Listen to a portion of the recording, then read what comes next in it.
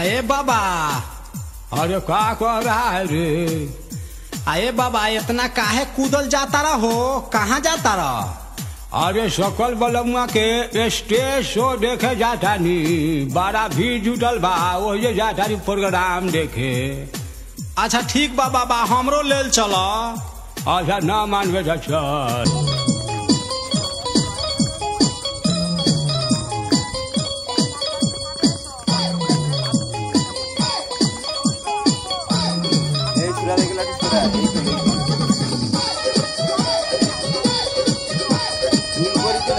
না ওইটি কি করতে গেছে আমি ওইবার চালু করছি।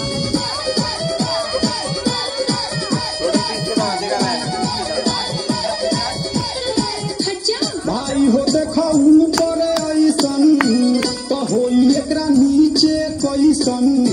भाई हो देखो ऊपरे ऐसन तो होई एकरा नीचे कैसन। हमारा बुझाला ई झकास हो, पातर पातर होठ लाली टॉप लागता, चोलिया में दूगो आलू चॉप लागता। एक नंबर माल जिला टॉप लागता, एक नंबर माल जिला टॉप लागता। চালাও ভাই আলু এই ডিগটা মার। भाई हो देखो ऊपरे ऐसन तो होई एकरा नीचे कैसन। हमारा बुझाला ई झकास हो।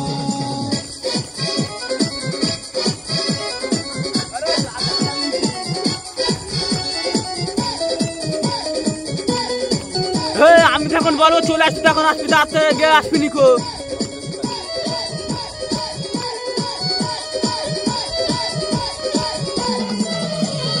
रहिया में खूब अगर आके चलेली, नवही के दिल धड़का के चलेली। आ छोटे छोटे कपड़ा चढ़ा के चलेली, आ छोटे छोटे कपड़ा चढ़ा के चलेली। आसे कसी बदनिया देखा के चलेली। भाई हो देखो ऊपरे ऐसन तो होई एकरा नीचे कैसन। हमारा बुझाला ई झकास हो।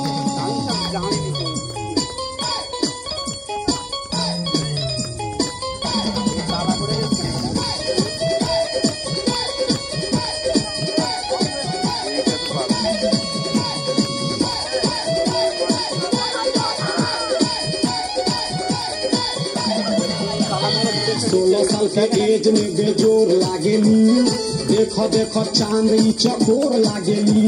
आ चढ़लबा जवानी पोरे पोर लागेली, आ चढ़लबा जवानी पोरे पोर लागेली। সেই ভিডিও আছে কিন্তু এইবারে আল্লাহর কি এইটা না না না জুম করে দেখা যায়, জুমটা না ঠিক আছে কালো হয়ে না ঠিক আছে এইরকম দিকে দিলে এই দিকটা কালো ক্যামেরা আছে। की झकास हो।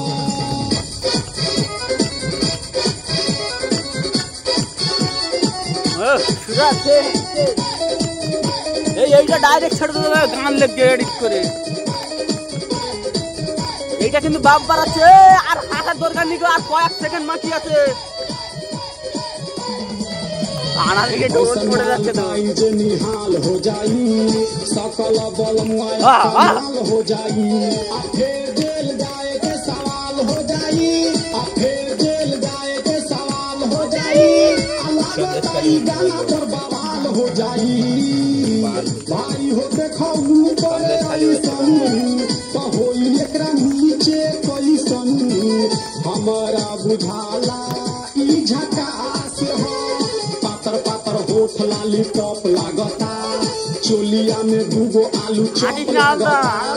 एक नंबर माल जिला टॉप लागता, एक नंबर माल जिला टॉप लागता। ওই তো মার খুলে রে বাজার। भाई हो देखो ऊपरे ऐसन এই লাশের দিকে আর কি মারি না, কয়েক সেকেন্ড বাকি রয়েছে। कैसन। हमारा बुझाला ई झकास हो। বন্ধুরা, আমাদের ভিডিও যদি ভালো লেগে থাকে অবশ্যই সাবস্ক্রাইব করে পাশে থাকবে।